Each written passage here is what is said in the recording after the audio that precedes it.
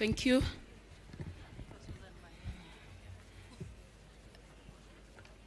Our chief guest of today, Honorable and His Excellency Wamukele Mene, the Secretary General of FCFTA, the Cabinet Secretary for Cooperative and MSME Development, Honorable FCPA Dr. Wycliffe Ambecho Paranya, the Cabinet Secretary for East African Community Affairs, Honorable Beatrice Asku, the Secretary to the Kenyan Cabinet, Waziri Masi Wanjau, the Executive Director of International Trade Center, who are co-hosting this Kenyan Day together, Ms. Pamela Koch, the representative, the United Nations Resident Coordinator, is here, Stephen Jackson, representing UN, UN Director General, and all the UN agencies, some of them which are represented here, the Deputy Secretary General of East Africa Community, standing in for our very own Secretary General, Madam Veronica Nduva, the representative of the World Bank, our very strategic partner, who is here, Mr. Fandia,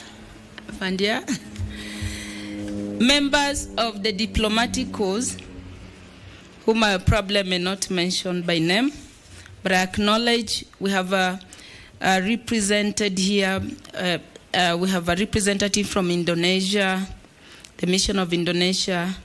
We have the ambassador of Norway. We have representative from Uganda, representative from Belgium, the ambassador, actually the High Commissioner from Belgium, France, French ambassador is also in the room, Barbados, India, Burundi, Cuba, and many of the institutions probably that might have missed. We have also here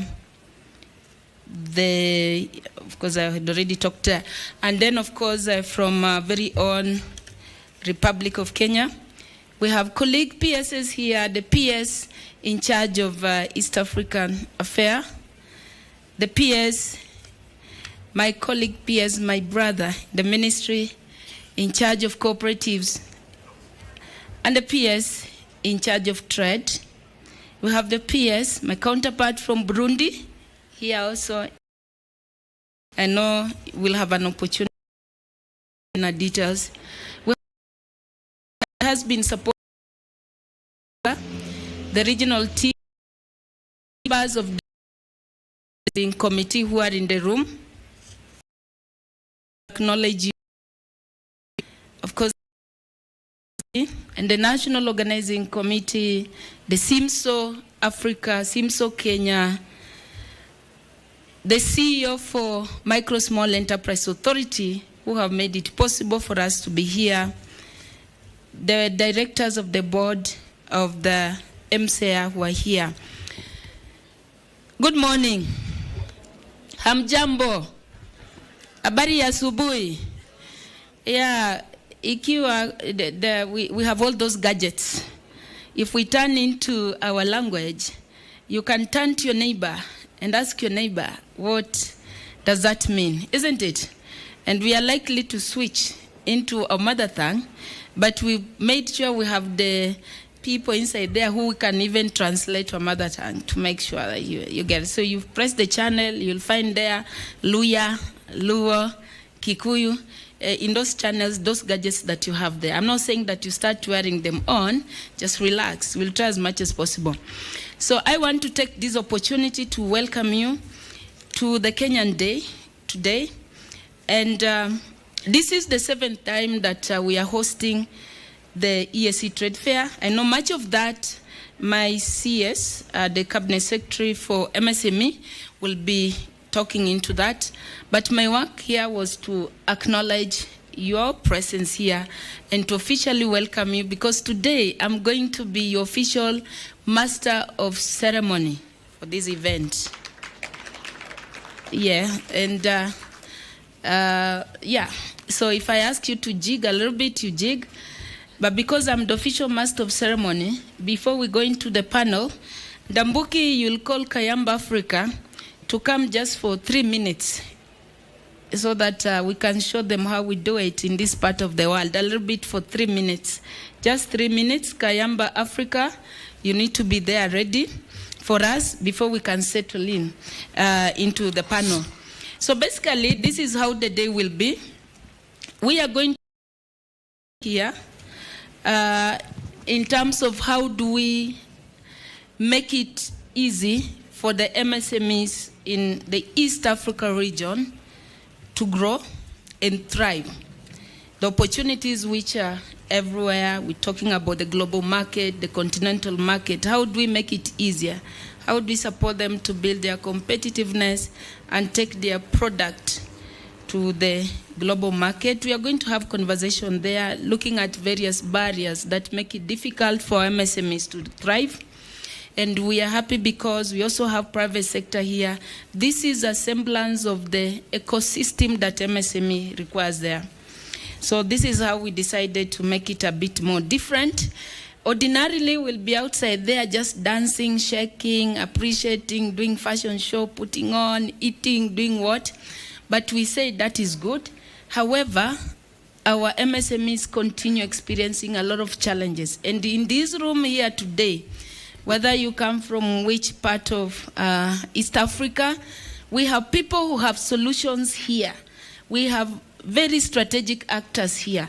So we don't want to keep on whining every day. We want to sit on the table and to see what is the promise. 25 years, if this MSME trade fair was a child, this will be agency.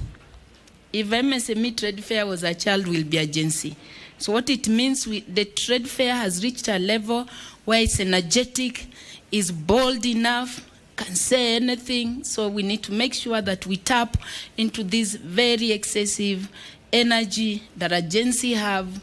You know, agency is a world citizen. We want to explore opportunities across the world. And the solutions, every challenges that you've been raising, we have people here who have those answers. And I want just to call you to come in here so that we see how are we going to work together to unlock opportunities for young people. With that, allow me now to call in Kayamba Africa. Like I've said, only 3 minutes, show us how to make it happy.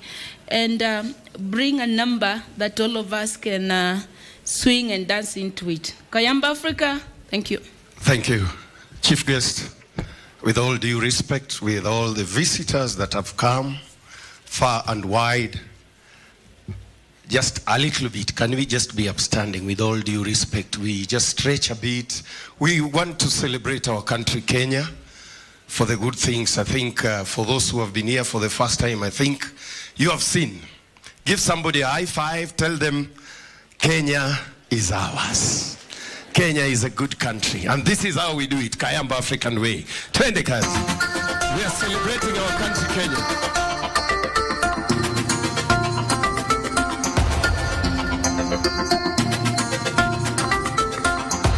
Tushangilie Kenya, taifa letu tukufu, Kenya tunayoipenda. Tushangilie Kenya, taifa letu tukufu, Kenya tunayoipenda.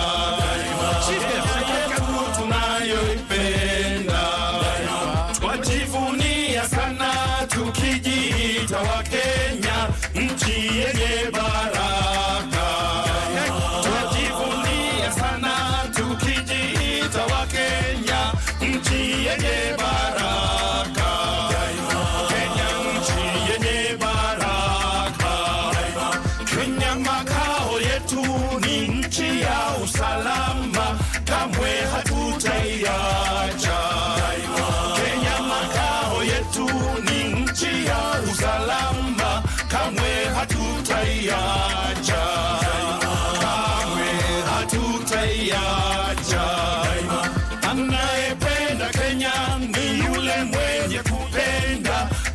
haki kwa watu wote daima. Anayependa Kenya ni yule mwenye kupenda haki kwa watu wote daima.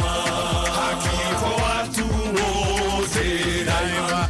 Ukipenda Kenya ujitenge na mambo yenye kuvunja amani daima. Ukipenda Kenya ujitenge na mambo yenye kuvunja amani daima. Hatutaki matata Kenya daima. Hatutaki matata Kenya daima. Now raise up your right hand. Raise up your right hand. Are we ready? Are we ready? Are we ready? Kenya kipenzi chetu, hatutaiacha milele na milele.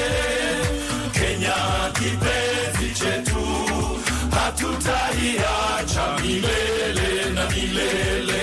Kipenzi chetu, nchi yenye upendo, hatutaiacha daima na milele. Kenya kipenzi chetu, hatutaiacha milele na milele. Kenya kipenzi chetu, hatutaiacha milele na milele. Mama yangu tena ni baba yangu, hatutaiacha milele na milele. Kenya kipenzi chetu, hatutaiacha milele na milele. Kenya kipenzi chetu, hatutaiacha milele na milele. Hapa wote wananchi wa Kenya, kutumikia Kenya daima na milele. Kenya kipenzi chetu, hatutaiacha milele na milele. Kenya kipenzi chetu, hatutaiacha milele na milele.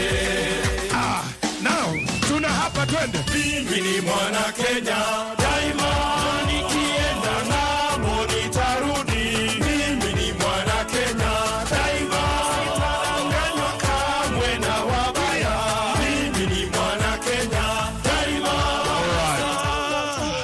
All right. Thank you. Thank you. Thank you. Hey, give someone a high five. We're just getting started. And there's one, our host, I think there's one. We have so many guests here. Just one we do for Kenyans. This is how you know you have money.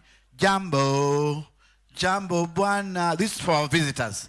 Jambo.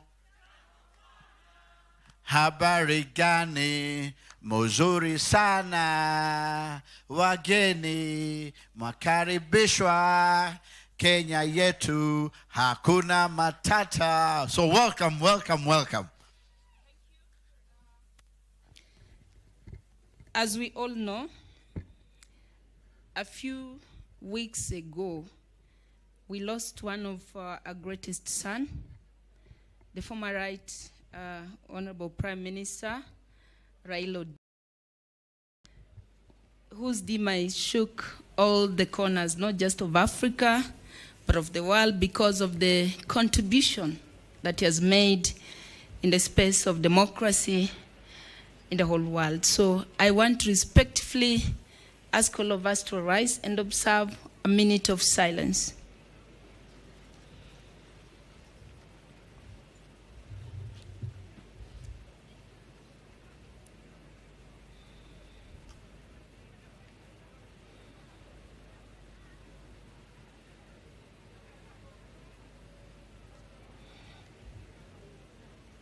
Thank you.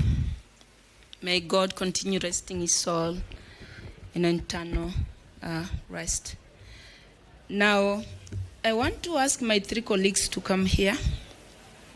PS for EAC, PS for Trade, and my big brother, PS for Cooperative. In our ministry, I'm the only lady there. Sometimes I feel as if I don't acknowledge them, these two gentlemen, they like bullying me. They will gang up against me. So I want to give each one of you just a minute because you hold very critical portfolio with regard to the MSME ecosystem. Just a minute to welcome our guest and just say something. Okay.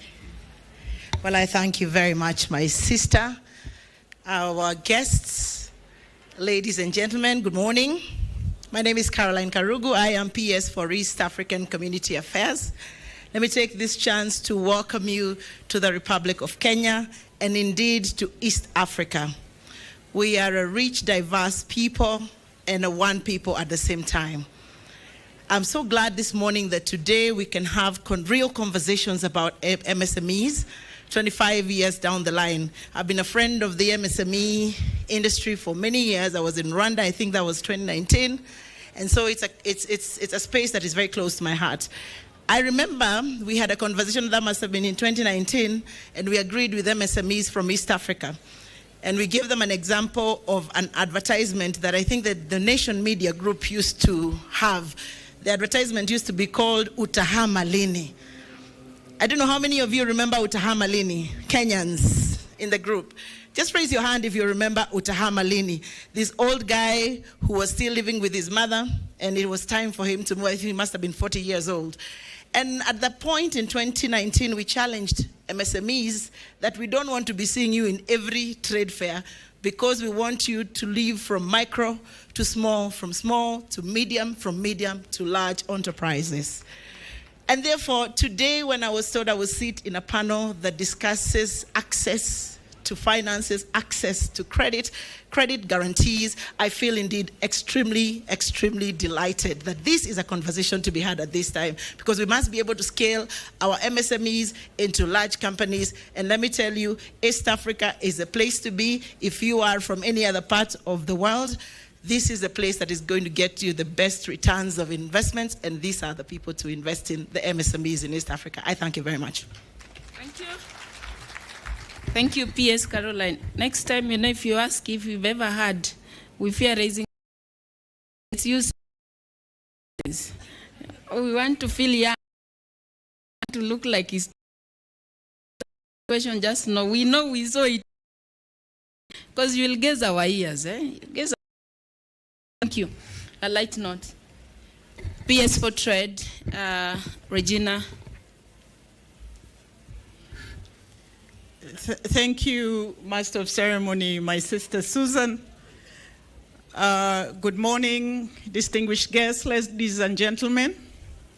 Our chief guest, it is indeed an honor to be part of this team, as the PS Trade agenda is very, because the MSMEs are actually the transformers of development in this continent.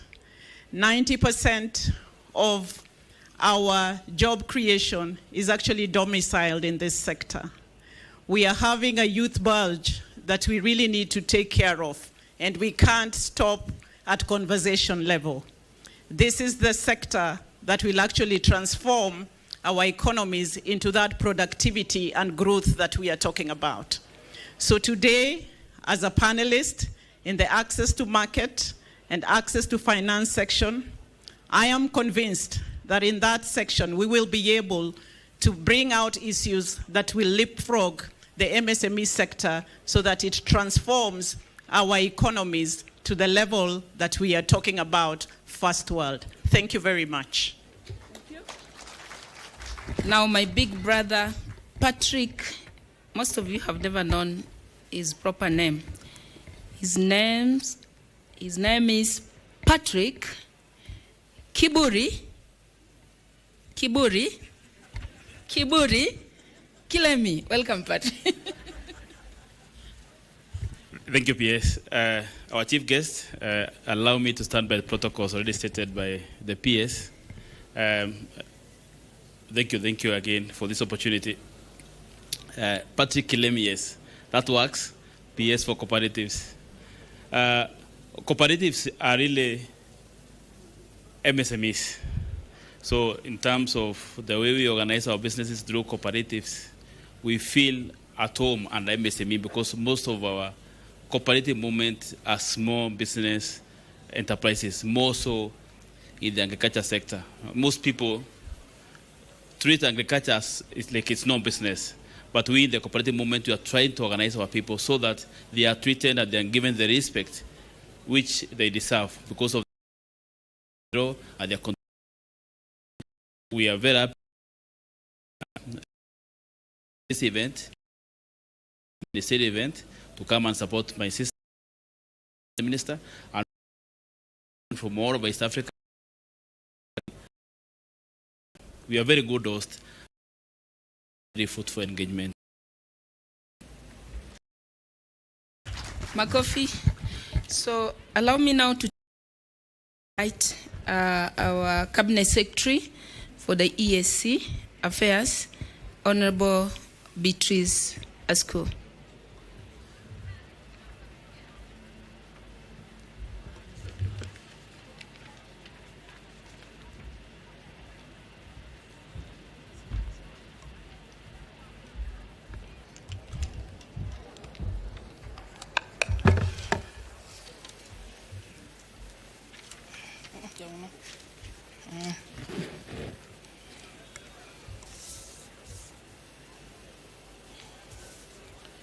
Thank you.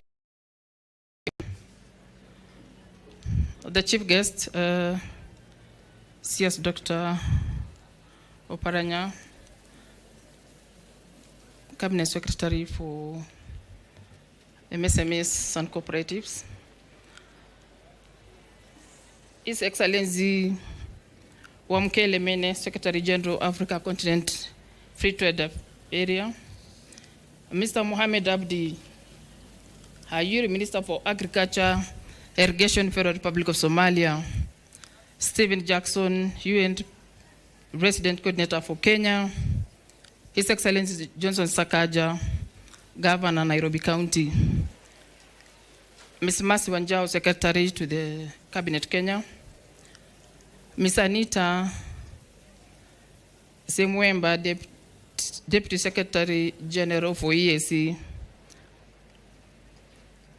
Regina Omba, Principal Secretary, State Department for Trade, Ms. Caroline Karugu, Principal Secretary, State Department for EAC, Professor Shaukat Abdurazak, Principal Secretary, State Department of Science, Research and Innovation, Ms. Pamela Koch Hamilton, Executive Director, ITC.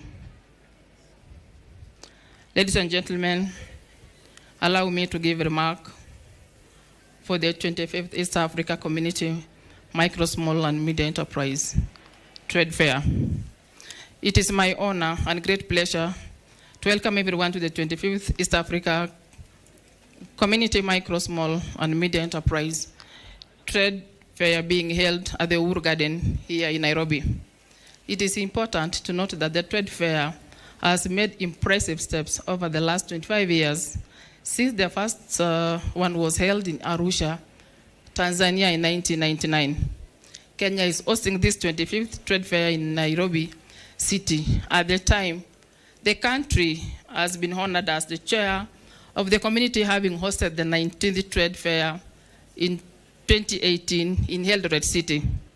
Honorable Ministers, Excellencies, distinguished delegates, the East Africa Community Micro, Small, Medium Enterprises Trade Fair is an annual exhibition that is held on rotational basis among the partner states, pursuant to the directive of our head of state in November 1999 during the historic event of signing of the treaty for the establishment of the East Africa Community.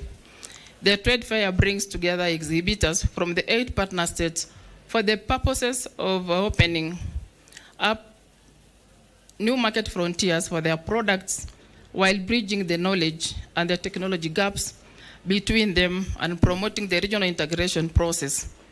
Through exhibition, MSMEs are exposed to quality standards and superior technology enhancing their corporate competitiveness. Honorable Excellencies, distinguished guests, over the years, the trade fair has become a critical platform for MSMEs to explore new markets in the region, enhance their visibility, create linkages and business networks, and stimulate regional integration. The theme of the Trade Fair 2025 Years of EAC Integration, Advancing Innovation and Regional Value Chains for Competitive MSMEs Towards Sustainable Development, appropriately captured EAC aspiration as we deepen integration at the community level while expanding integration with other regional economic communities at the continental level. Excellencies, honorable ministers, all over the world, MSMEs have been recognized as the engine of growth and development. They are considered as the drivers in job creation, innovation, regional and national development, social cohesion, and play a critical role in nurturing women and the young entrepreneurs. In the EAC, MSMEs constitute more than 90% of the business establishment and contribute to more than 60% of employment, with a share of about 29% on the region GDP. The MSMEs also play a significant role in reducing development gap, reduction, women empowerment, and income distribution. This has been made possible through EAC MSMEs Trade Fair.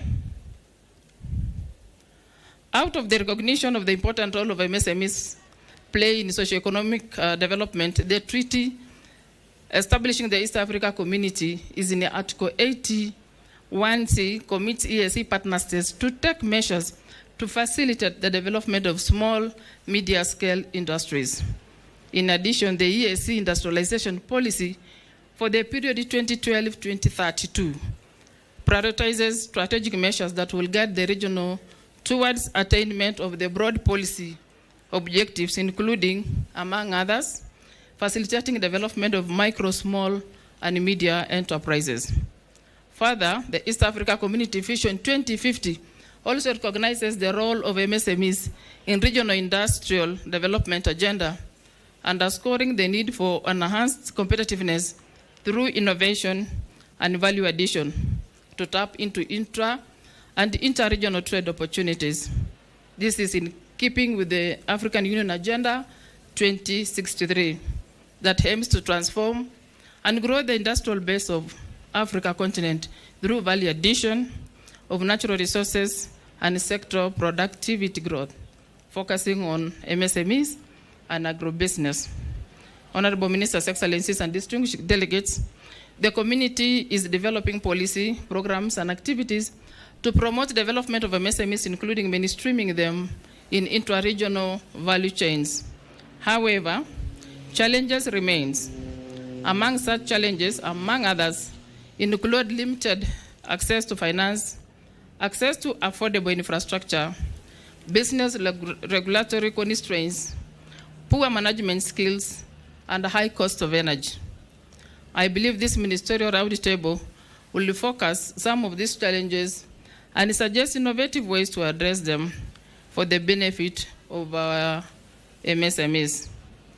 With this few remarks, I welcome you to the 25th EAC MSMEs Trade Fair Kenya Day Ministerial Roundtable and wish you a fruitful deliberations. Just to conclude on my other title, other than being the CS for East Africa Community Affairs, ASAL and Regional Development, I am also the Chair Council of EAC Ministers. Thank you.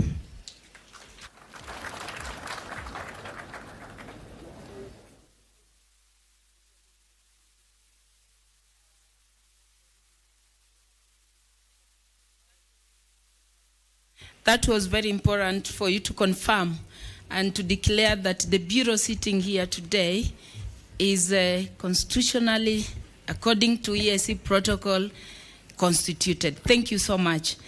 Now, allow me to invite my CS, but before I invite my CS, you know, the thing is, if we can sing together, if we can dance together, we can buy each other's product. Great. Churchill, I agree. you know, he knows how to shake. Only CS alone, nobody else. We want to see you taking it down. Great. Okay, bring in the team. Thank you so much, PS. So, Bomas of Kenya.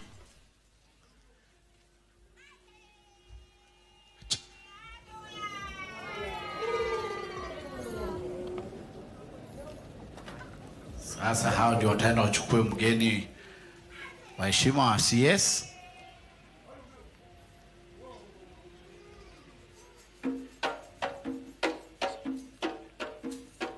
Karibu sana Bomas of Kenya. Churchill hawa wametoka Dubai usiku. Wamekuja specifically kuentertain sisi hapa pamoja na waziri. Umesema Dubai kabisa. Dubai. Dubai. Hey.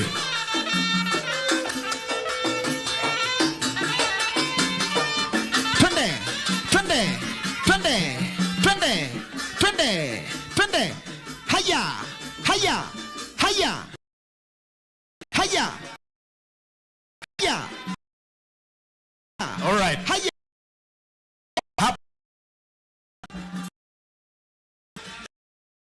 Sasa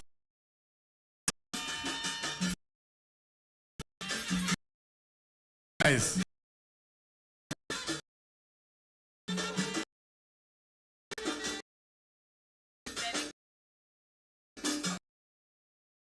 Mheshimiwa someone else.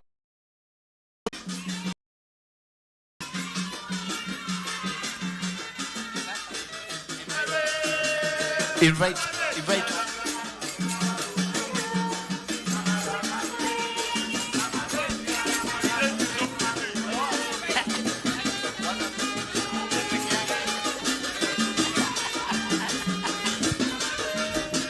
Hey.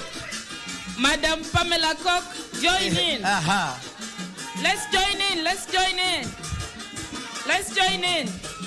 It's a celebration. ITC Executive Director, join in.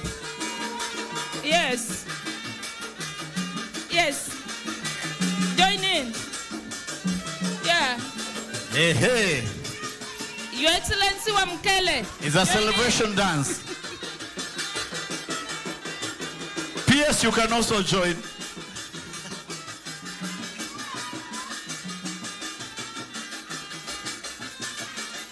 You shake your shoulders. Beautiful. Karibu sana. Welcome. Thank you so much, Bomas of Kenya. And our PS, Susan Mangeni. Asante sana. Thank you, Bomas of Kenya. Asante. This is a coastal dance. Yawadi. Asante sana, Bomas of Kenya. Asante sana, ladies and gentlemen. Good afternoon. Let me recognize few people that I've seen around. My colleague, Honorable Beatrice School, Cabinet Secretary, my colleague, Cabinet Secretary. Yeah. His Excellency Wamkele, Meme Secretary, FC, FTA. My colleague from the Federal Republic of Somalia was supposed to be here, Mohammed Abdi, Minister for Agriculture and Irrigation, Federal Republic of Somalia. Stephen Jackson, Resident Coordinator for Kenya. And Madam Mercy Wanjau, Secretary to the Cabinet, Kenya. The Deputy Secretary General of the East African Community, Principal Secretary have already introduced themselves, and Madam Pamela Cook Hamilton, Executive Director, ITC, and the rest of you. Good morning, good afternoon once again. Now, being the host ministry, I want to take, on behalf of the Republic of Kenya, I warmly welcome you all to the 25th East African Community MSME Trade fair taking place here in Nairobi. We are greatly honored to host this important event once again, the 7th time since its inception in 1999. This year's theme, the 25th years of EAC integration, advancing innovation and regional value chains for competitive MSME towards sustainable development, resonates strongly with the Kenya's bottom-up economic transformation agenda, which prioritizes agriculture, productivity, transformation of MSME sector, affordable housing, universal healthcare, digital infrastructure, and the creative economy. This year's trade fair marks the silver jubilee of the East African integration, a moment for partner states to take stock of our commitments, reflect on our progress, and reaffirm our shared vision of regional prosperity. The event also coincides with the tenure of His Excellency the President, Dr. William Ruto, as the chair of the EAC Heads of State Summit, a legacy moment to amplify his commitment to championing inclusive regional economic growth through institutional reforms, deeper integration, enhanced trade, and peace and security. The diversity, quantity, and quality of displays at our exhibition arena today demonstrates that our region has come of age and is ready to leverage a fast-growing and lucrative market of over 300 million people. We are proud to host over 3,000 exhibitors showcasing a wide range of value chains, rich cultural heritage, growing human capital, and adaptability to technology. Clear evidence that state growth MSME are the engine economic in MSME contribute to about 30% to our GDP and account for over 90% jobs created. Ironically, despite the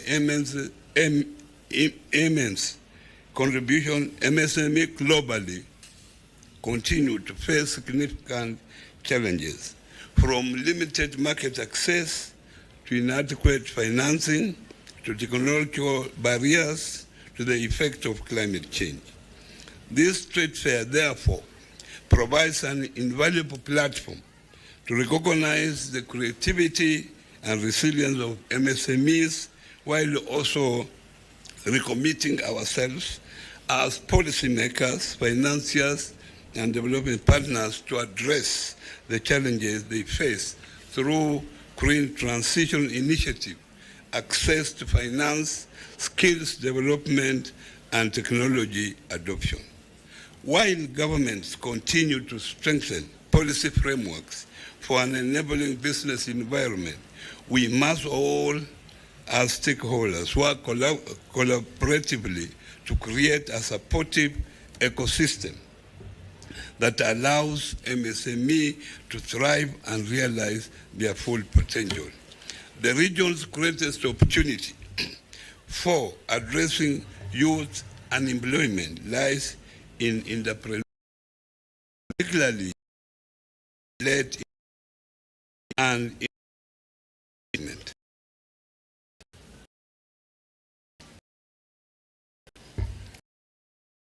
Getting younger by the day, and unlocking our youth must remain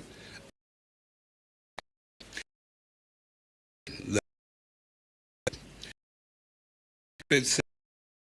in a by hosting a high-level ministerial roundtable to explore solutions for unlocking opportunities and addressing barriers that hinder MSME growth. The outcome of today's deliberations will inform a communique to the EAC Heads of State Summit, urging partner states to increase support for MSME growth and scalability. We are delighted by the continental AFC delegation led by Wamkele, the CFTA to create success for women and entrepreneurs who are indeed the face of African me. I also extend sincere appreciation to the Executive Director of ITC, Madam Pamela Cook-Hamilton, and the entire UN system for selecting Kenya as the regional hub of ITC operations in Africa, a move that will undoubtedly strengthen our regional value chains and global competitiveness. To the EAC Secretariat, under the leadership of the Secretary General, we thank you for your continued stewardship. I also recognize the regional and national organizing committees chaired by my own peers, Madam Susan Mangeni, for the exemplary effort and dedication that has made this year's event both memorable and impactful. To our MSMEs, there will be no trade fair without you. Each year, your creativity and innovation continue to inspire us. We are the true champions of our region's economic transformation. As we reflect on the 25 years of EAC integration, may we view every challenge encountered not as a setback, but as an opportunity to change path forward. It is now my distinguished honor and privilege the Kenya Day of EAC MSME officially open. I wish you a fruitful engagement and productive conversation that will strengthen trade within our region. Tomorrow, ladies and gentlemen, His Excellency the President, Dr. Samai Ruto, will join us to officially open the 25th EAC MSMEs Trade Fair at PM. So make sure you are attending, you are here, you should be sitting by noon. Ladies and gentlemen, one or two. First of all, as Kenyan, we invite you to Kenya and for honoring our invitation. As a host ministry, we are very grateful that the President created this particular ministry in the year 2022, specifically to look at cooperatives and MSME for financial inclusion of people below the economic pyramid. This has been critical, and it is through this ministry that we have been able to put together these MSMEs.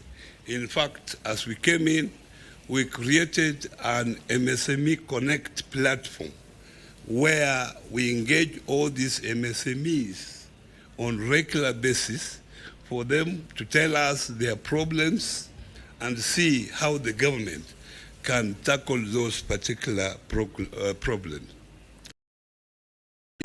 that this is a very important sector for our. And as a ministry,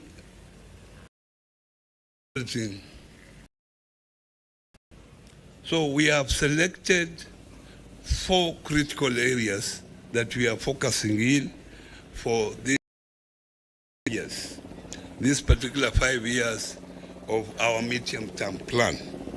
And the first one is access to finance, about one, access to the market is part of the access to the market. Digital transformation is very critical.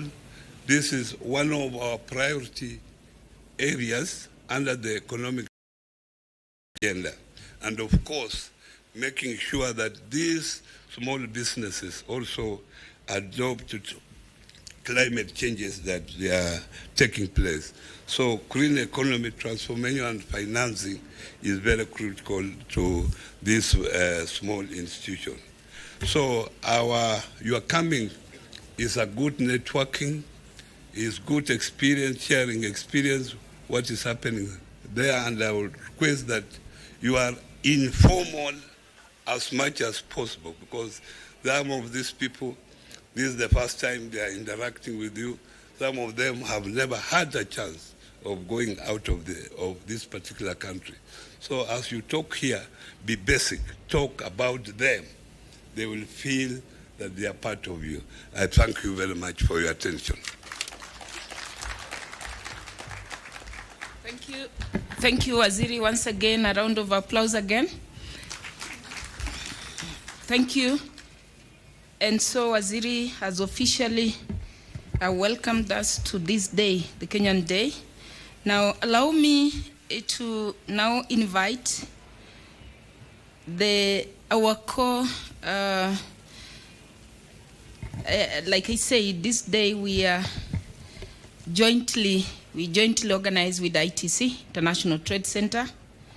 And so allow me to invite the Executive Director, Ms. Pamela Koch-Hamilton, to come forward and also give her remarks. Makofi. Welcome. Thank you so much. I don't think I've exercised that much since, so I may have to get some, spa treatment, because my shoulders are hurting and my legs aren't used to it. So, but thank you so much for the opportunity, and I sure enjoyed it. Honorable Minister, it's an honor once again to be here. We're very excited, and we are happy that we have the opportunity to be hosted by Kenya. It is something we've been working on for a very long time, and we think that this is the time that is most prudent for us to begin to push. Of the AFCFTA, I call your name probably every week in the context of ensuring that the AFCFTA must achieve its long-term objective, because that is the basis on which Africa will be able to take its space in a rapidly changing world. Honorable Cabinet Secretaries, Honorable PSs, Honorable Ministers, fellow diplomats, fellow UN colleagues, Excellencies, ladies and gentlemen. I'd like to sincerely, of course, thank the government, but once again, besides the warm and generous welcome to our delegation and the kindness that we've received, I want to give my condolences on behalf of ITC to the Kenyan people on the loss of the Prime Minister, Raila Odinga. I was delighted to understand that his favorite song was Jamaica Farewell, so, we sang along with him, and it was awesome. So we know that we have a heart connection with Kenya, and we give our deepest condolences. So barely 3 months ago, in the late hours of July 24, the inaugural Global SME Ministerial Meeting was gavelled to a close in South Africa.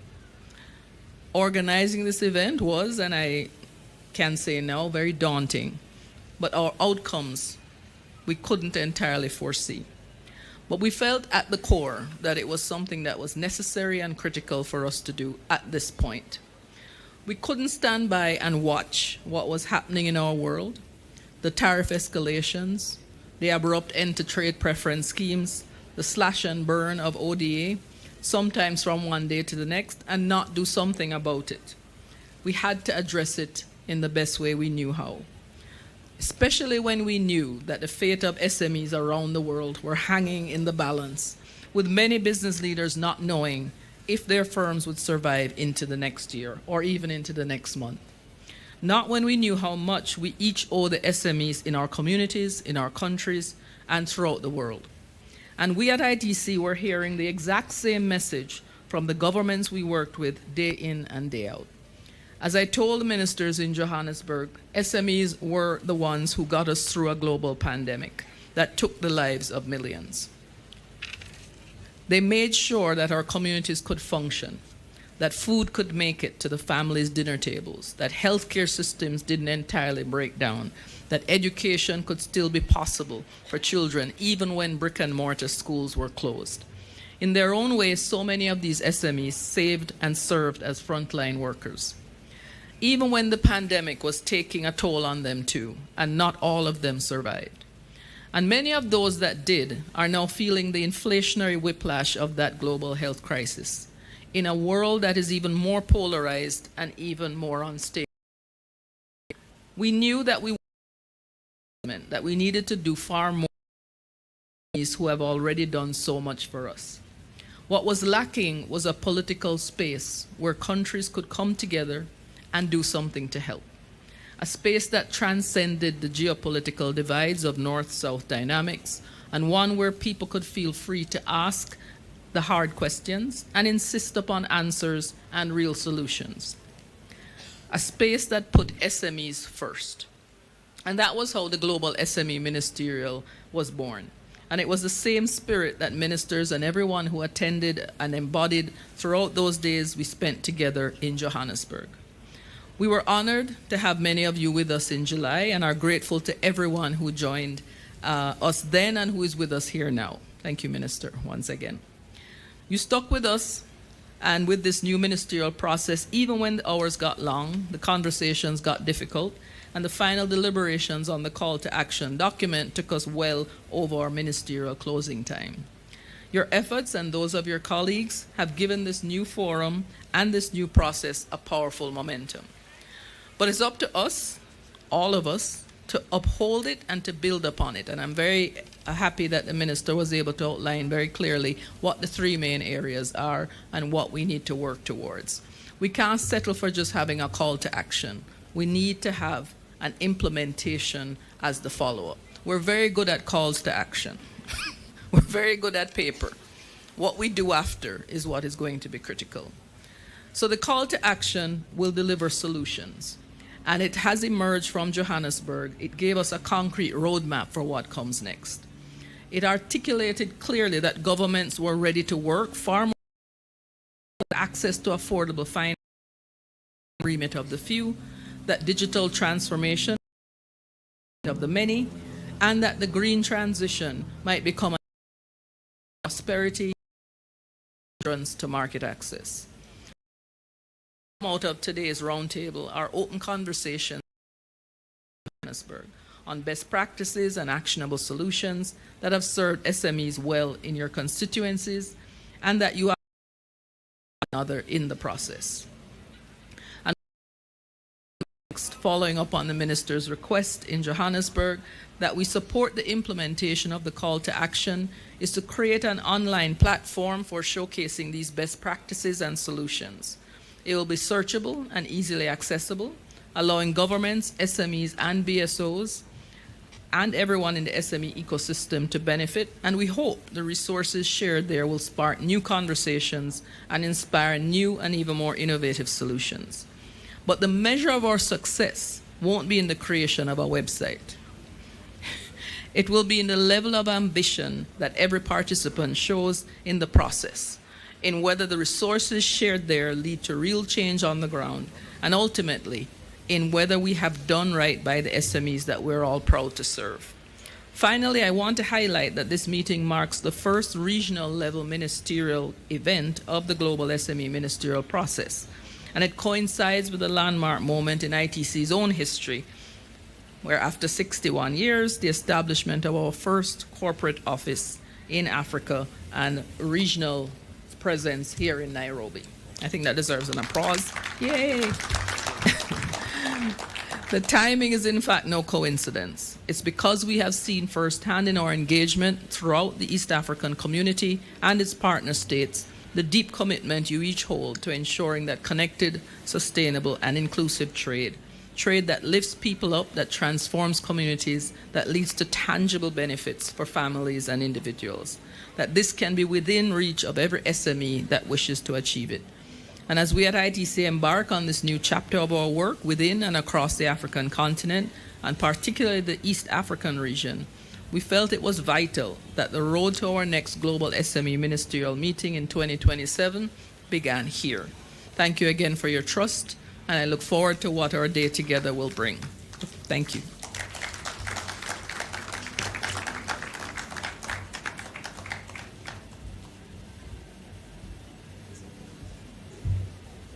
Thank you. Another round of applause. And indeed, we are ready in 2027. Yeah, we are ready.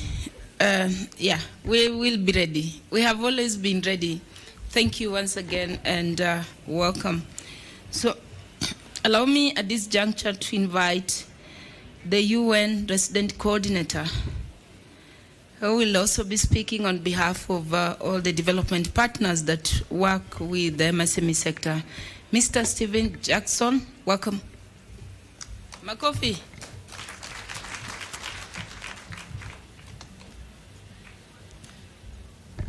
Thank you very much, my sister PS. And before I do anything else, let me join my sister, the Executive Director, in renewing our condolences to Kenya for the loss of His Excellency, the former Prime Minister,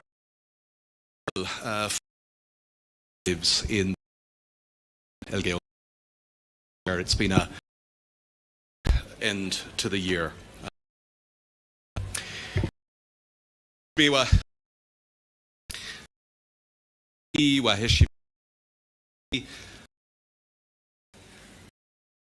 Gozi na marafiki hamja na wageni wetu,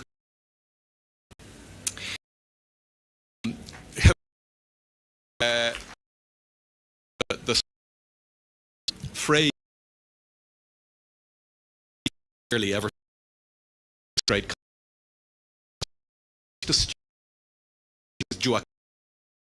Juaka literally means the energy creation of those working in the informal sector, building from scratch those micro and small and eventually medium and then large enterprises on which Kenya is founded, on which East Africa is founded. I think that Jua Kali, the hot heat of the sun, we should think of it as the original form of solar energy. And we see it across the East African region. We saw it, those of us that had the pleasure of taking a tour round the grounds this morning. That energy is very, very palpable. It's palpable here at Uhuru Gardens. It's palpable in the bustling markets of Nairobi, in the innovation hubs of Kigali, in the agricultural cooperatives in Arusha, in the tech startups in Kampala. We feel that energy everywhere. MSMEs, micro, small and medium enterprises, they're not just economic actors, they're active agents of transformation. Agents for transformation towards Agenda 2030, towards the Sustainable Development Goals, towards Agenda 2063 of the African Union. They lie at the very heart of East Africa's economic resilience and of East Africa's social inclusion, and they therefore hold the keys to continued sustainable development in this great region. And so, one more bit of Swahili. Usipoziba ufa, utajenga ukuta. If you don't, if you don't seal a crack, you'll end up having to build a wall. That means we have to attend to the MSMEs. If we don't take care of them, if we don't nurture them, we leave cracks in the basis of our economic and social infrastructure. And those cracks, over time, can lead to hindering or undermining our economic and social progress. You've heard some of the numbers already from Waziri. 90% of businesses, more than 80% of employment, more than 50% of GDP in most African countries. That's what MSMEs represent. Here in Kenya alone, nearly 15 million people employed, and by some estimates, 40% of GDP. That's across agriculture, manufacturing, retail services, and increasingly digital and green technologies. So while the Jua Kali that I knew in the 1980s was out there on the roadside, I mean, you could get a tire fixed quicker than you ever could in Ireland, by the way. But now, Jua Kali is also about cutting-edge digital platforms. They are, and Madam AD, you were just emphasizing this, not only first innovators, but very often first responders in times of crisis. So the MSMEs that we enjoy in Kenya and across the region have really direct, measurable, beneficial consequences for all of the 17 Sustainable Development Goals. Certainly for SDG 1, no poverty, SDG 5, gender equality, because just look outside and you'll see the female leadership, the women's energy in the informal sector and in MSMEs. SDG 8, decent work and economic growth, SDG 13, climate action, and many more. You know the examples, they're all around us, but let me just highlight two. Sauti East Africa, a woman-led social enterprise that has empowered thousands of SMMEs across Kenya, Uganda, Rwanda and Tanzania through digital platforms connecting agricultural producers to markets. And here in Kenya, the tens of thousands of MSMEs that have benefited from fintech financing from platforms like M-Pesa and Tala, microloans, mobile-based financial services. All of this is not just economic growth, it's economic inclusion. Youth-led startups across the region in renewable energy, in agri-tech, and governments at the national and the county levels here in Kenya, and of course the United Nations are eager to partner. But as we've also heard, there are formidable challenges. We know that MSMEs still enjoy very limited access comparatively to finance. Traditional banks often view them as high risk, and only a fraction of them get the credit that they need or deserve. Gaps as well. Roads, and now of course digital connectivity, because leaving no one behind means leaving no one offline. Regulatory burdens, and finally informality. The informality of many MSMEs is both their superpower, their challenge. It's their superpower because informality is how they emerge, how they grow, how they get around that regulatory thicket. But because they operate outside the formal economy, they also then find limits when they grow to how they can access the support and the legal protection that they need. So how, in short, do we move ahead to capitalize, and I mean that word capitalize literally and metaphorically, on the enormous potential that MSMEs have for sustainable development, for the Sustainable Development Goals? You can imagine the United Nations, and I'm joined not just by the Executive Director, but many others in the audience, our UNIDO regional representative, many others. We see MSMEs as key partners in the development journey. We're working to try and improve the policy and regulatory environment, increase the flow of capital, and provide technical advice and guidance to both startups and fast-maturing ventures alike. And, yeah, tomorrow we're going to be taking a major step. I'm so proud and very honoured, Madam ED, that you're with us here today, that the new corporate office being opened here in Nairobi for this region and this continent, that is happening tomorrow with His Excellency the President. Yeah, indeed, I think, again, it merits a second round of applause. And it forms part of what I call the blue wave of United Nations capacity moving to what is one of the 4 global headquarters of the UN Nairobi. We're very, very excited to have you here. We already have terrific engagement of ITC in Kenya, and we're really looking forward to building on that. A few thoughts as I close as to what we, as the UN, with all of you in this tent, with you, Waziri, and with everyone else in government and in the private sector can do. We have to expand access to finance for MSMEs. So that means scaling up credit guarantee schemes and digital lending platforms. We have to support financial literacy and credit repair programs for MSMEs. We have to invest in infrastructure and digital inclusion. So that means improving transport, energy, internet access, last mile connectivity. And then we have to promote e-commerce and mobile platforms for the MSMEs. And we have a great initiative led by UNESCO with many other UN agencies called DigiKen that is working to try and do exactly that. We have to simplify regulatory frameworks, not just in Kenya, but I think what we were talking about as we were waiting to begin this morning is the need for a common position across the African continent so that Africa negotiates on equal terms its regulatory framework with, well, let me just loosely say, my part of the world, which does not always play fair. And so looking to your leadership, Excellency, in the Africa free trade area so that we really can have that powerful common position for the continent and leverage on you and the work so that there is that engagement on equal terms. We have to empower and continue to empower women and youth entrepreneurs. And of course, underneath all of that, we have to strengthen data and monitoring so we know where we are and where we need to go. Concluding then, I guess it's clear I'm a bit passionate about this. MSMEs are not just small businesses. They're giant solutions. And they are also, if you like, the crack we must seal, the small components that we must strengthen before we get a wall that divides opportunity for some from exclusion of everyone else. So let's commit today to empowering MSMEs, not just with words, but with action, investment, policy, Madam ED, as you said, with concrete follow-up.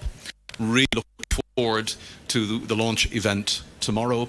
Really looking forward to the deliberations of the interministerial. Together, I really believe we can build an East Africa that's inclusive, resilient, and prosperous from the bottom up, as we say in Kenya. Asanteni sana, thank you.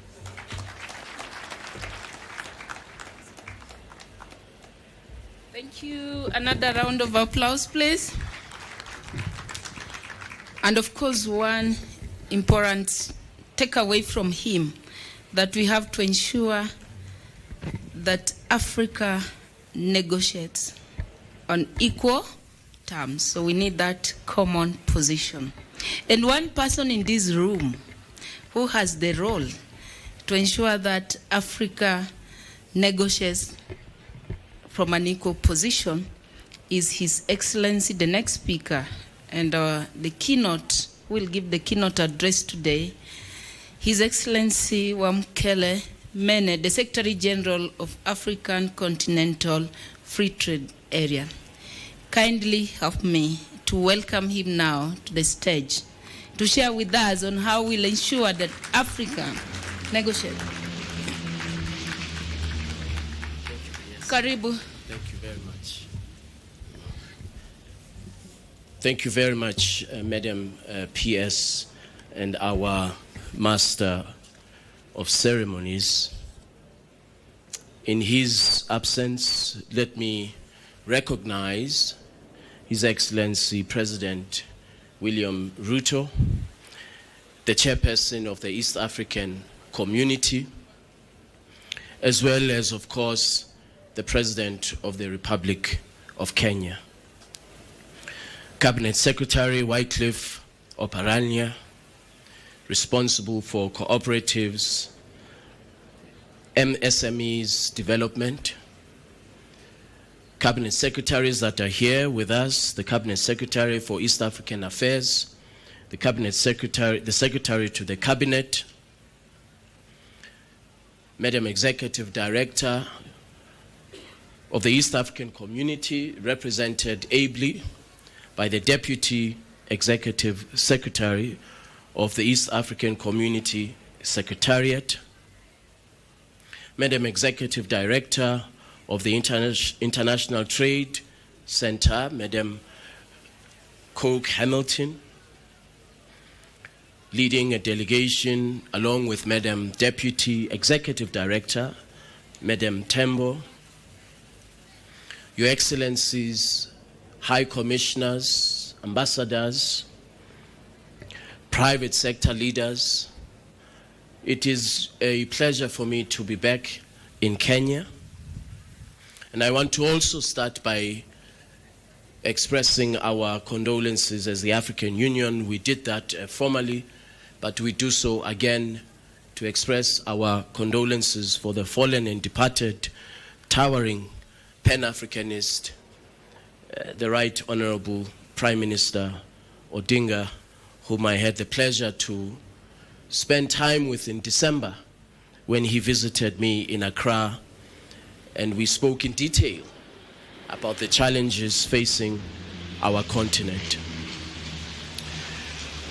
Congratulations to Kenya for this day, and also congratulations to Kenya for successfully leading the East African community during the term of His Excellency President Ruto, as well as Kenya's contribution, incoming chairperson of COMESA. I want to say that as an African, I am truly grateful to Kenya for the leadership role and the contribution that Kenya continues to make to Pan-Africanism.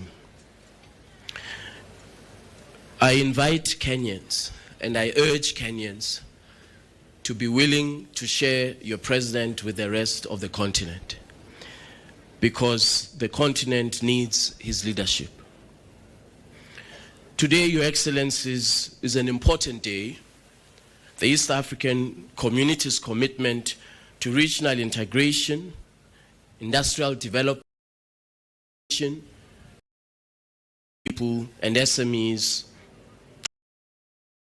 the broader ambitions of and the AFCFTA in particular. Build a single market to create opportunities for young people and SMEs, MSMEs, to connect our regions and to strengthen the value chains that will continue to power Africa's industrial development. Indeed, the East African community is a very strong collaborator and a building block upon which the AFCFTA is founded. The successes of the East African community, particularly in the area of free movement of business persons, as well as empowering young people, is a shining example of what our continent can achieve. As the EAC celebrates its achievements in regional integration, the AFCFTA as a legal framework to translate success into and global competitiveness. It is more than a trade agreement, the AFCFTA. It is a industrial development, as I mentioned, nation, and for in country and amongst countries. 50 have ratified the AFCFTA, Somalia being the most recent member of the African Union to ratify the agreement. Over 25 tariff offers have been gazetted.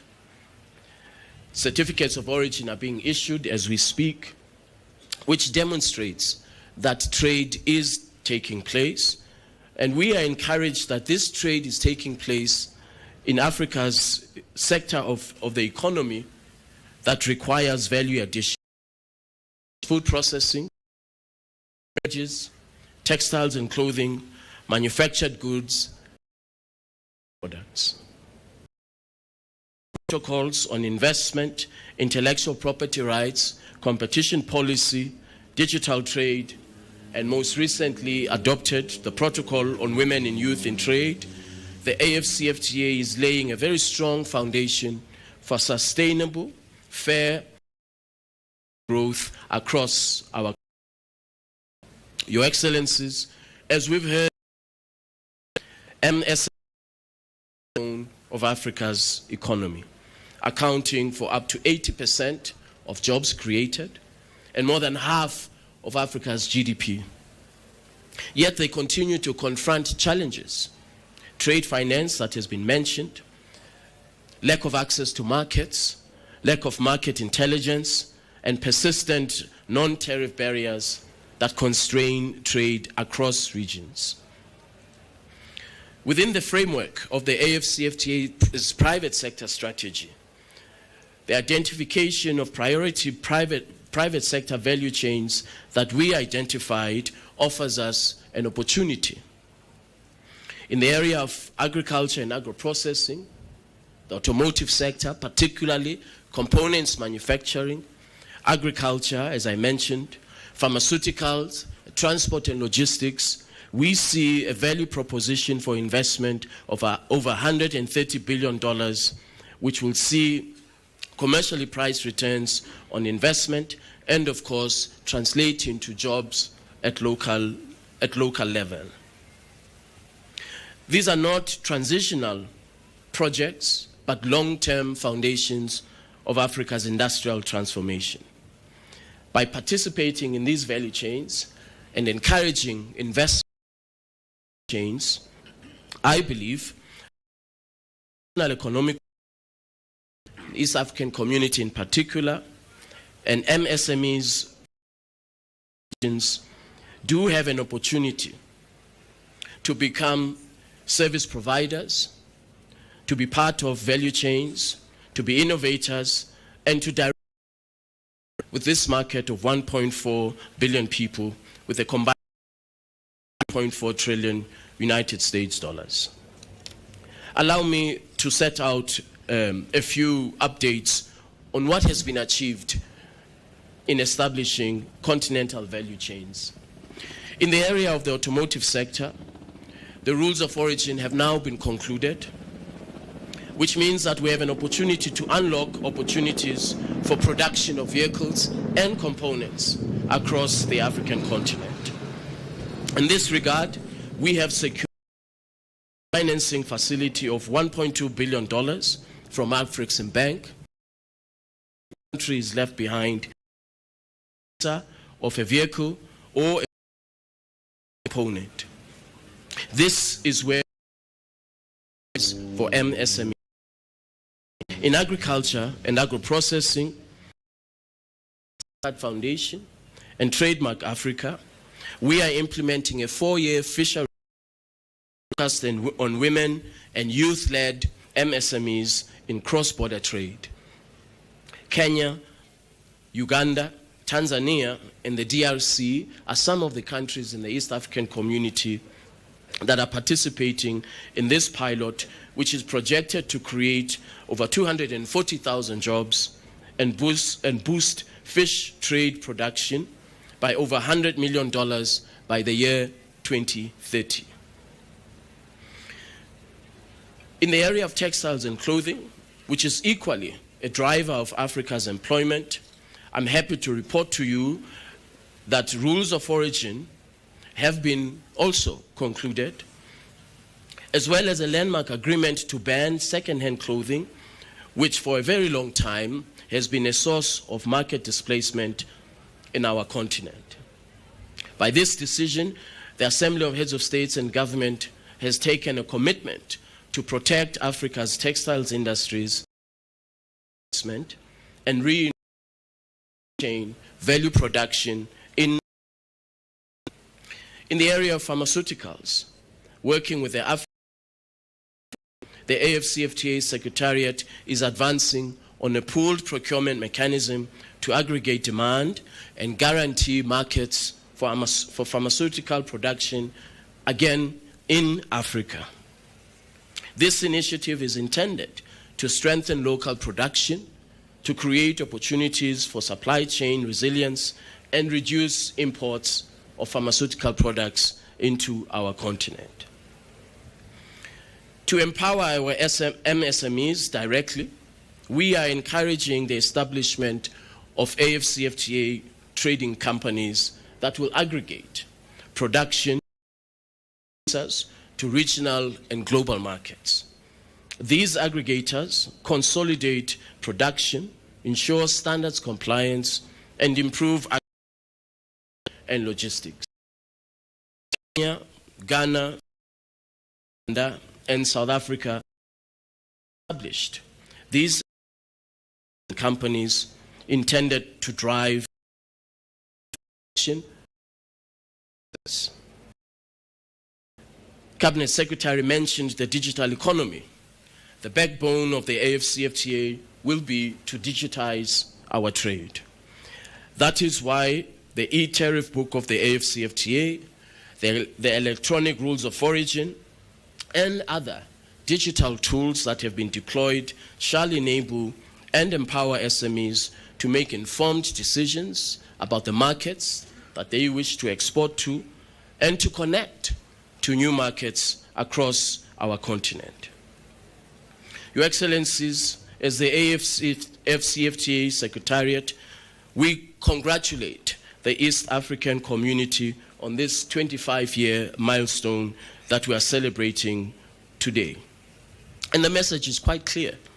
Regional value chains are the foundation of continental competitiveness. We witnessed this during the COVID-19 pandemic.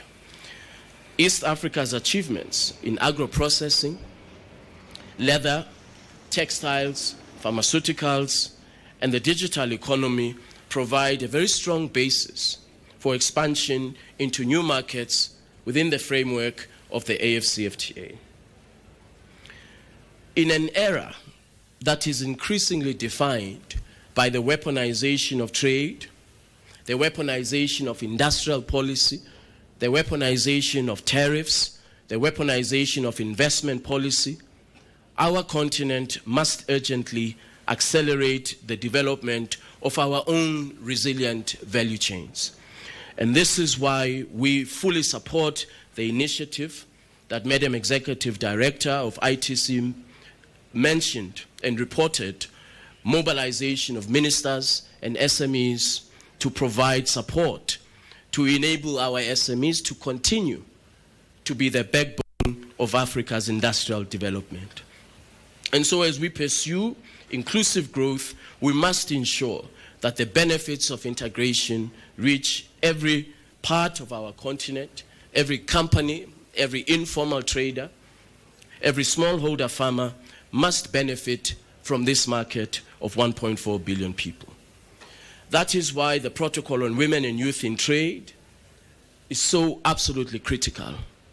Not only should we celebrate this protocol because it is the first of its kind around the world, but I believe we should celebrate this protocol because it enables us to transcend beyond sentimental aspirations about creating opportunities for women-led MSMEs and young people, but it enables us to codify into legally binding obligations the opportunities that we believe are required in order to see this inclusive growth that all of us desire.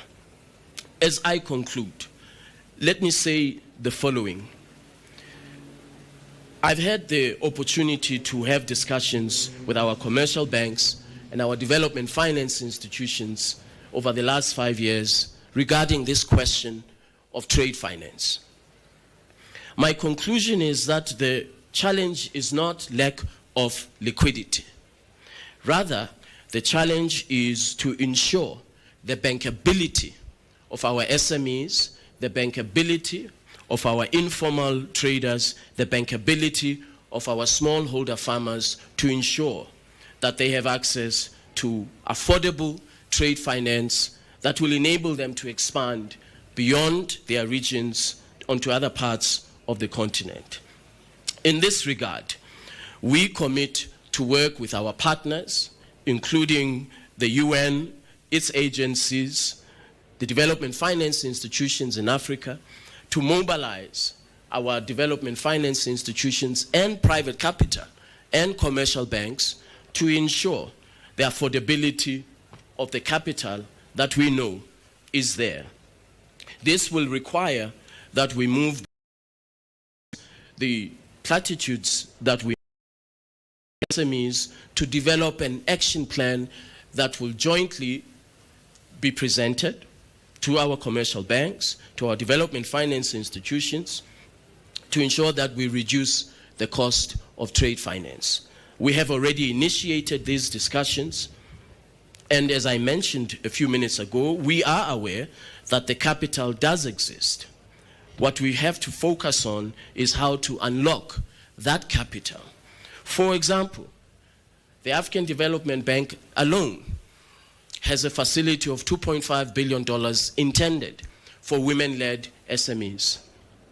The question is, how do we work together to unlock access to that capital? This, I believe, where we are able to ensure the bankability of our SMEs, I believe herein lies the opportunity to accelerate the industrial development of our continent. Markets have dried up. AGOA is gone. 15 up to 50% tariffs on imports into the United States from African countries. Many countries in Africa, including Kenya, Somalia, South Africa, Ghana, Angola, Nigeria, Madagascar, as a result of these tariffs and as a result of the expiry of AGOA, have lost market share in the US. Where do these products go to? We have a market here on our continent of 1.4 billion people. However, it is a deeply fragmented market. That is why we have to accelerate the implementation of the AfCFTA as a tool for integration and creating a single market. Our continent has no business, absolutely no business, begging a third country for market access. We have a vibrant economy. We have a youthful continent. We have SMEs that are competitiveness, potentially, where they gain the support that is required to enable them to trade and expand their businesses. What we do require is to ensure applications of the rules of the AfCFTA in the creation of a single market.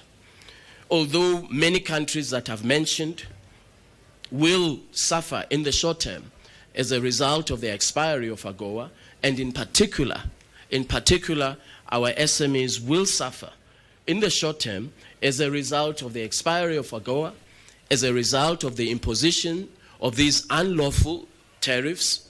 I believe that in the medium to long term, in this crisis, is an opportunity for us as Africans to create our own market, to ensure self-sufficiency of our continent, and to ensure that no longer do we go anywhere else in the world to beg for a market.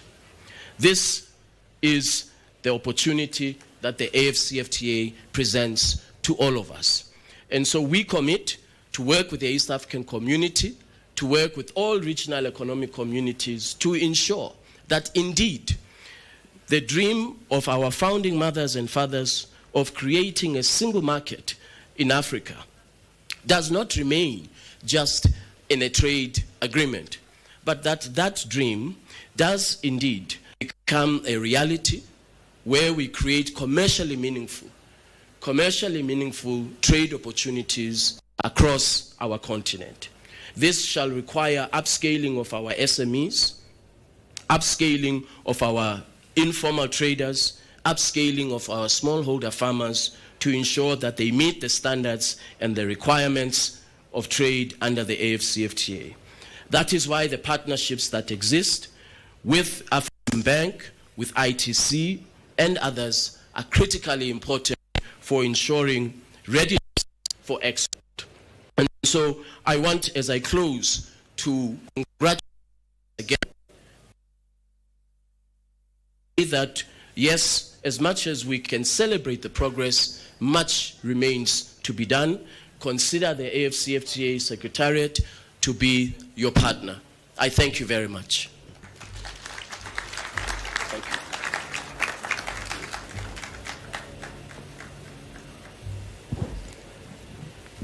Thank you. Another round of applause, please.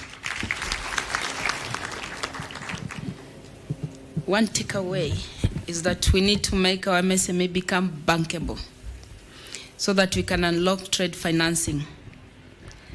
So I'm just wondering, as I invite the next speaker, Secretary to the Cabinet, Mercy Wanjau, who will be speaking to us on how we can cash out on the technology adaptability that the African continent have, and what can we make of which currencies can we have there that can enable us in view of the collateralization.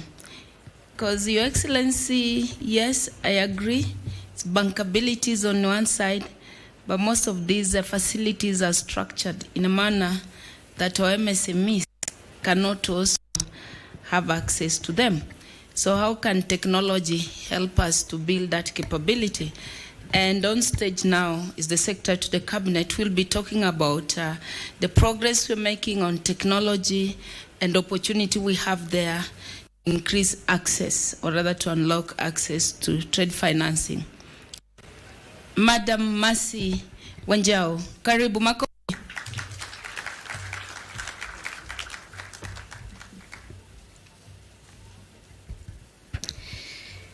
Excellencies, ladies and gentlemen, all protocols observed. Mine is to set the scene for the panel. And standing here, having been sitting there and looking the way and then looking the other way, it's really been well set. And of course, being here with all the relevant stakeholders present to this commitment on the EAC MSMEs and partners that are cut across the globe on a milestone moment, the 25th year, this is really as good as it gets. So I set the scene against the topic of how digital technologies can unlock green innovations for MSMEs and also financing. This is the topics that will be discussed for the next two panels. I use the eCitizen platform as the example, the gateway through which MSMEs access all government services in this country. Imagine with me a woman on the shores of Lake Victoria, let's call her Atieno, registering a business there. She's an entrepreneur in Kisumu, and she does it within minutes. Within minutes, she's able to do it on the eCitizen platform that is cast there on the slide. On the other hand is Hamisi at the coast in Mombasa, registering a business while fishing within minutes, so long as he has a device. Let's take this walk together. This is the story from Kenya to the East African community and indeed to the world. How do digital platforms enable green innovations?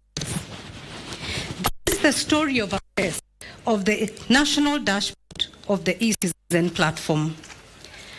0.9 million females accessing the platforms on a daily, 7.3 males the platform. And you know what's even more interesting? Age demographics. Largest demographic that accesses is between 26 and 45 years. The Honorable Minister spoke up the youth bulge. Indeed, you can see they are aggressively accessing the platform. What does this mean for us? We talk about MSME registration and that you do not have to leave your business to travel and to any offices to obtain less use of paper and therefore a higher green footprint.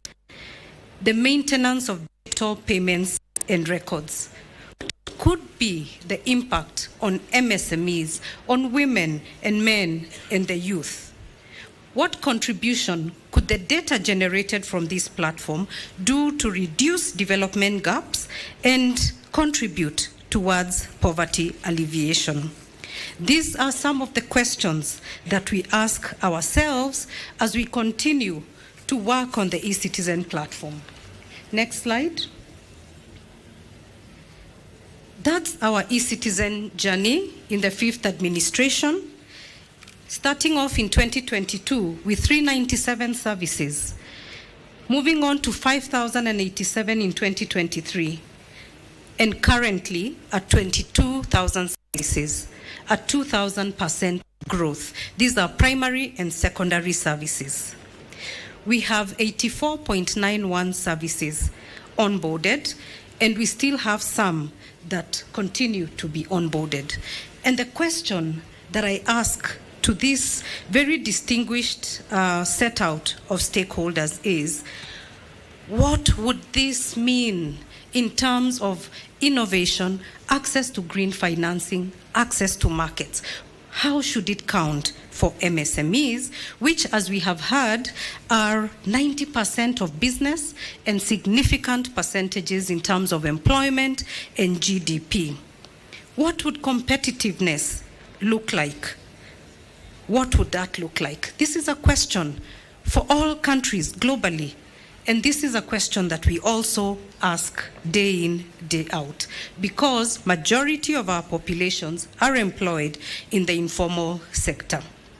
There is the need for sustainability, a need to adopt green innovation benefits to lower costs, new markets, and move towards resilience. The e-Citizen platform, indeed, with that number of services, should mean something for an MSME.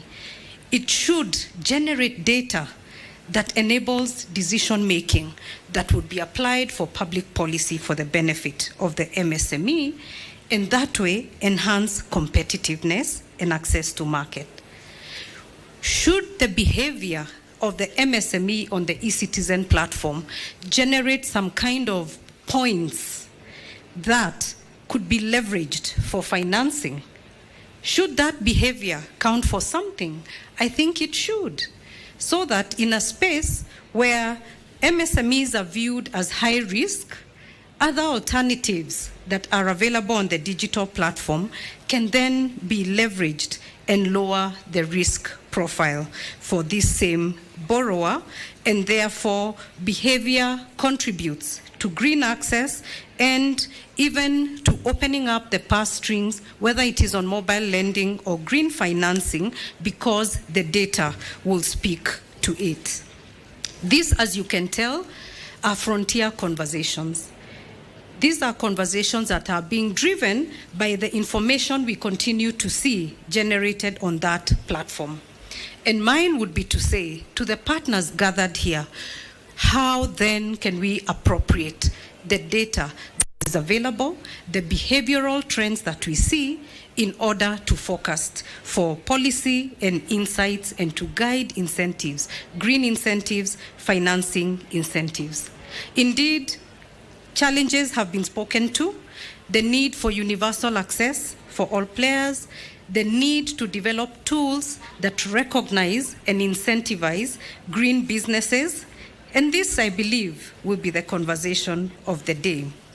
Imagine with me if we allowed on the e-Citizen platform a registration that would allow an MSME to be recognized as a green-oriented enterprise. And that would then generate a licensing discount, for example. It would then provide a situation where government is able to track the MSMEs that are on green uptake and incentivize them accordingly. What would this do? It would lead to high behavioral impact because the discounts count for something. It would lead to formalization of green compliance and improve MSME access to green financing and training and future incentive. This is what we are seeking for. Next slide.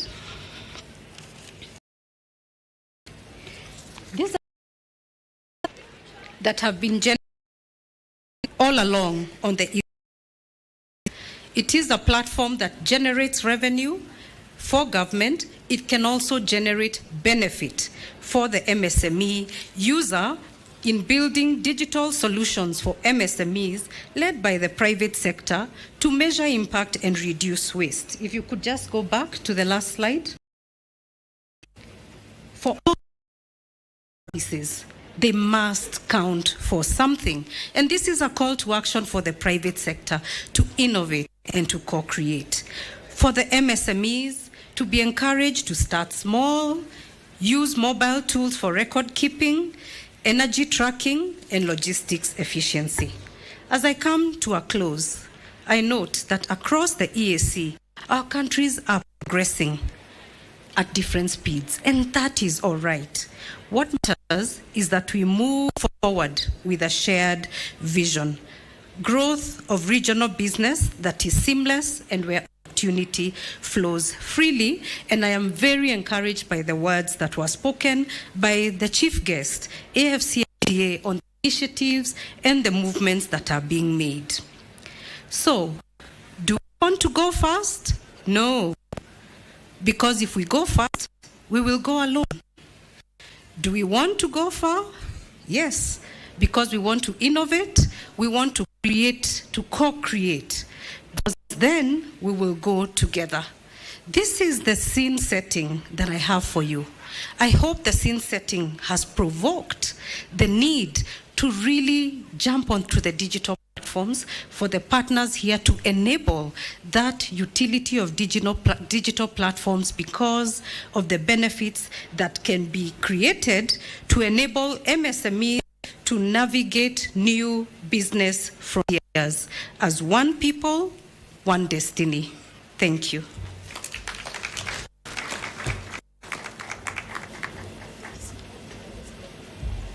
Once again, let's clap for her. Thank you so much, and I want to pray that you stay so that you can also, I know there are people here who have a lot of questions. They need to understand this great innovation that you're doing. So you stay and help us to unlock that in our two panel that you're going to have shortly. Allow me, as I calling now the ITC expert, to come and also gives us strategies and policies for Florania Borino.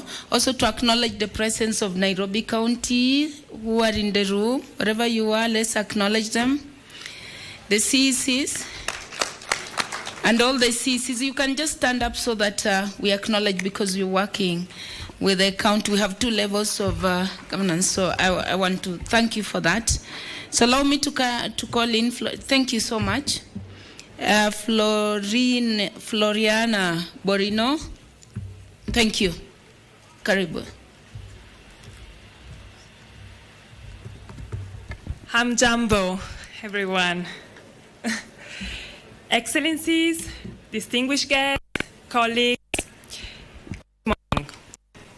It's really a pleasure to be with you today. It's an honor.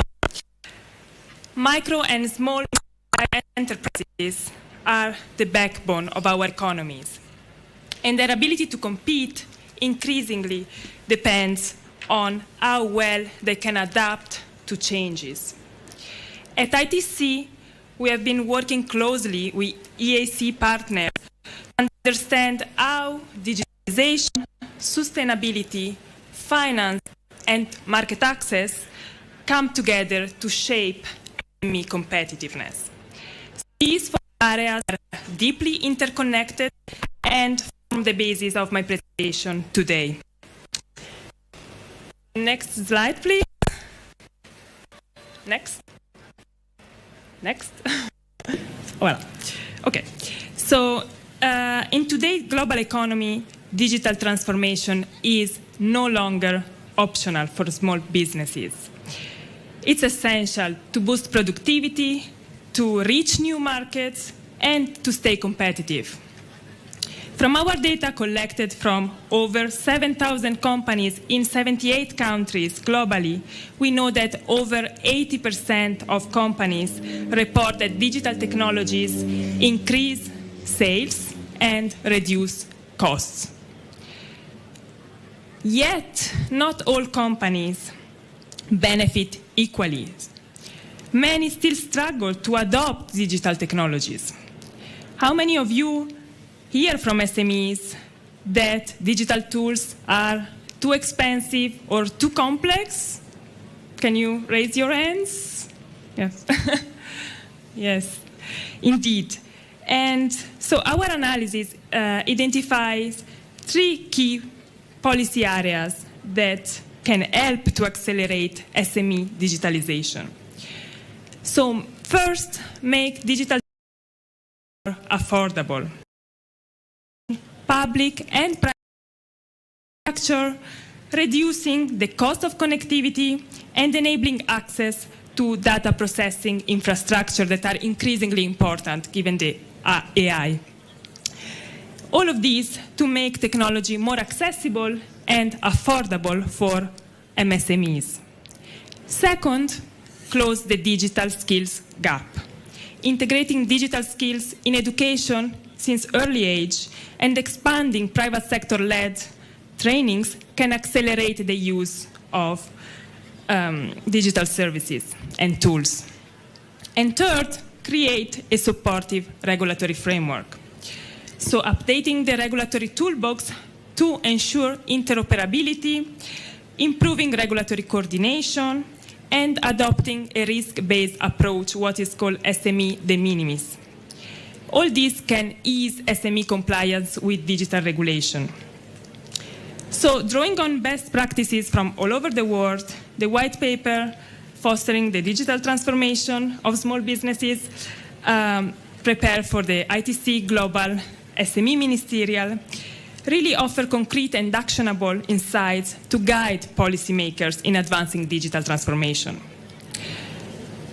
So, yeah, you're already in the next slide. So, digital transformation can make companies more competitive, but competitiveness today also requires sustainability. And this brings us to the second area today, green competitiveness. So taking green action is not just good for the planet, it's also a smart business move.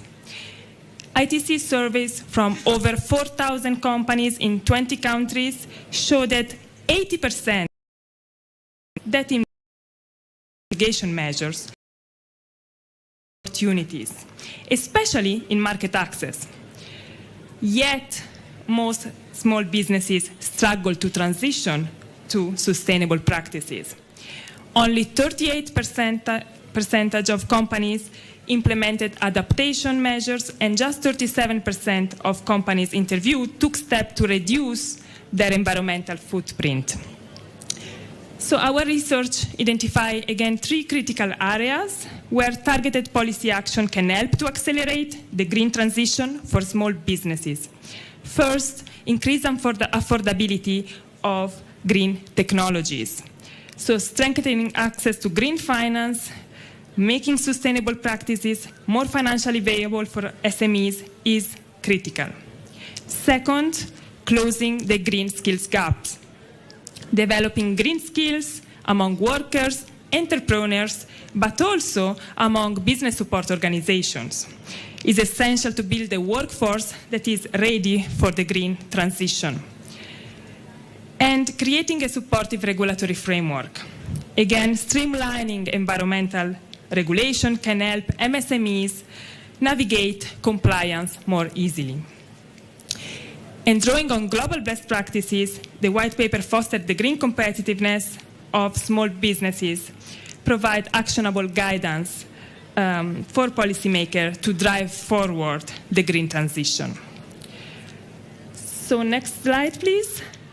Both digital and green transformation, however, requires investment. And we heard about this from the previous speakers as well, which leads us to the third area, critical, access to finance. So access to finance is a lifeline for small businesses. Firm needs appropriate sources of financing across all stages of their life cycle, from creation to development to growth. And finance is not only essential for day-to-day expenses, but also to enable strategic investment that are so needed. But too many companies still face roadblocks. According to ITC data, 43% of companies report difficulties in securing finance, and these rise to 57% for micro companies. So our research again identified 3 critical areas where targeted policy action can make a difference for small businesses. First, increase affordability. So expand the range of financing instruments, lowering the risk of lenders, and reducing borrowing costs by leveraging digital technologies, as the previous speaker was mentioning. All this can make finance more accessible and affordable for SMEs. Second, close the skills gap in finance, what before was mentioned, bankability. Boosting financial literacy among small businesses, but also raising awareness among credit officials of the SME-specific realities. This can help to bridge the disconnect between the supply and the demand for finance. And finally, create a supportive regulatory environment where it's important to update policy and regulation to encourage innovative financing models, but at the same time maintain financial integrity and stability is essential. And drawing again on global best practices, the white paper Fostering Access to Finance for Small Businesses offer concrete and actionable insights that government can adapt to their national context and help small businesses to secure the capital they need to grow. So taking together these, next slide please, these 3 white papers that was produced for the ITC Global Ministerial give us a roadmap of how countries can support digital, green, and financial transformation. But EAC region is not starting from scratch. Actually, across East Africa, governments have already developed innovative approaches in each of these areas. So let me briefly highlight just 3 concrete examples, one on digital skills, one on green affordability, and one on financial innovation, to show how EAC countries are already put this principle in practice. So first, Rwanda definitely offers an inspiring example for digital transformation. It became a technological hub in Africa, and in 2017, the government launched the Digital Ambassador Program. So this to increase digital literacy of Rwandan people, and the program recruits young people to provide digital literacy in their community. It started with just 50 digital ambassadors, and now it has over 2,000 digital ambassadors across the country. And these ambassadors have trained over 3 million people in Rwanda and increased the digital literacy from 10% to 75% in just 7 years. So it's a great success story. Second, Uganda also provides a strong example of improving affordability of green technologies. In 2024, Uganda Energy Credit Capitalization Company launched the price subsidy program to lower the cost of clean technology for households and companies, especially in remote areas.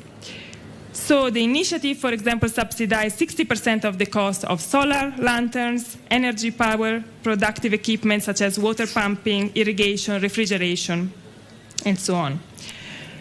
Third, in access to finance, Kenya is definitely a successful example, with M-Pesa expanding financial services to millions of underserved customers. And to regulate in this innovative and fast-changing environment, regulatory sandboxes were extremely useful. So, for example, firms like Pezesa tested a crowdfunding platform through which investors can provide loans to small and medium-sized enterprises.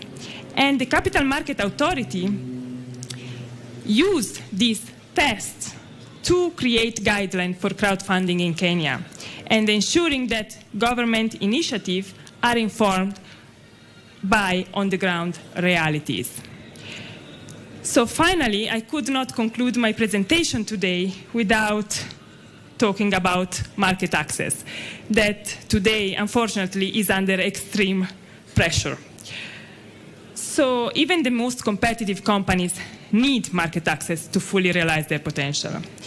And actually, if you go to the next slide, you will see, next slide, okay, that EAC could benefit from changing tariff dynamics under the EAC-FTA.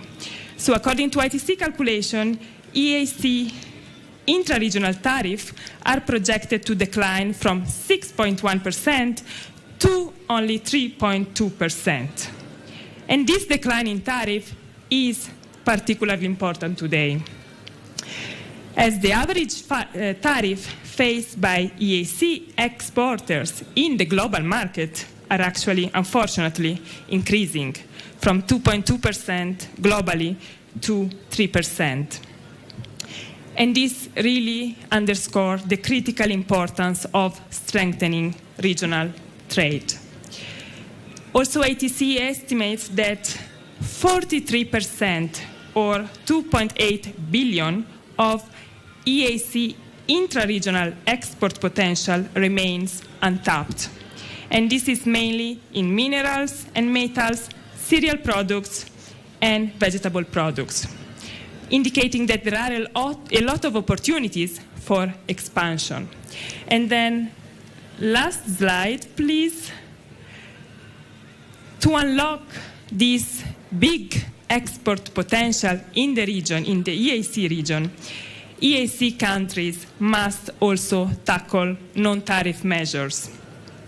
According to the ITC survey, 64% of EAC companies report difficulties with non-tariff measures.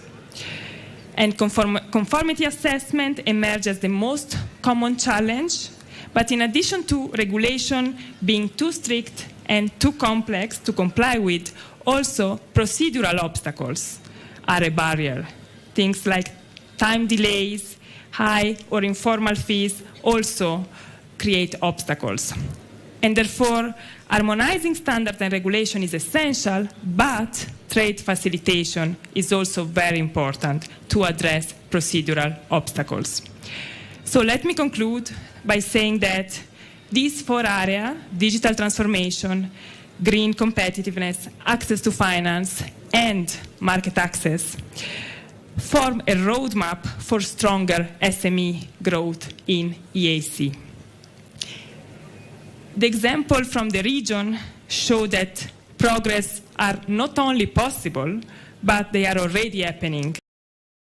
Now is the moment to scale these successes and remove the remaining barriers and ensure that every MSMEs has the opportunity to compete and grow. So I look forward for the discussion, for the panel discussion, and thank you very much. Asante. Thank you. So thank you so much, Asante and Karibu.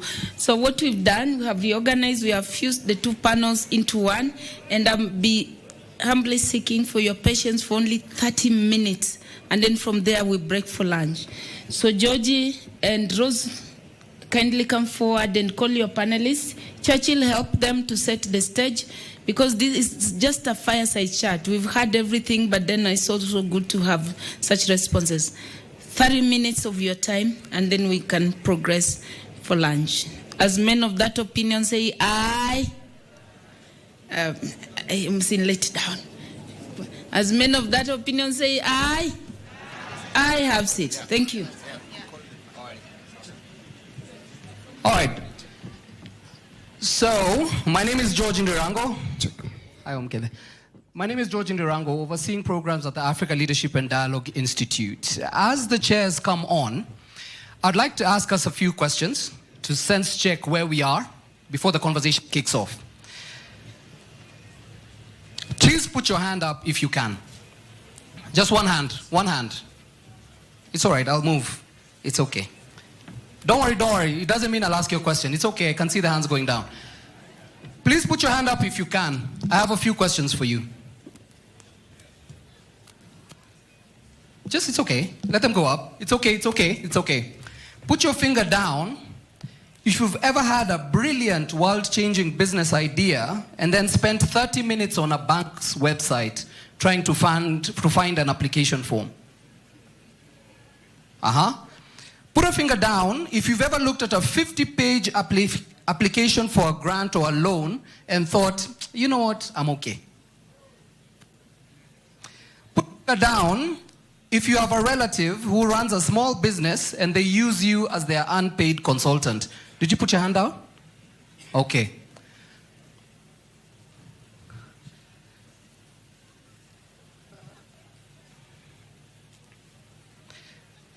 We have about $1.1 trillion in global green financing, 1% going to Africa. We have a lot more conversations that are layered about what's remaining with small businesses, both to access finance, either individually in local countries or across the region. For the purpose of this conversation now, we'd like to unpack it slightly. So we have the leadership across our different institutions, and of course, within Kenya will be represented as well, and of course the Continental Free Trade Area will have representation on stage. The aim of this panel is to move from just conversation within the room to unpack what it means for us to say that we are fully supporting MSMEs, but from a very macro level all the way till grassroots. For that, we have an esteemed set of panelists. I'll call them up right now. Please allow me to call on stage Rosalyn Ngeno from AFCFTA. Please join us on stage. PS Caroline Karugu from Kenya, overseeing EAC affairs. Please join us on stage as well. PS Regina Ombam, overseeing trade. Please join us on stage.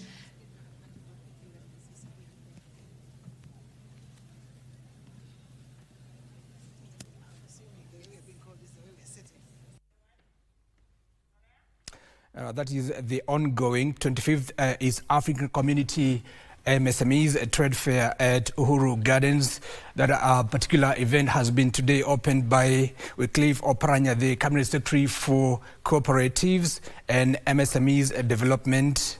And of course, he said, among other things, that this year's theme aligns closely with Kenya's bottom-up economic transformation agenda, BETA, which places MSMEs at the heart of economic growth and job creation. Of course, there are so many other speakers, including the CS for East African Community, Beatrice Askul, and of course, a lot of CSs, including CS Caroline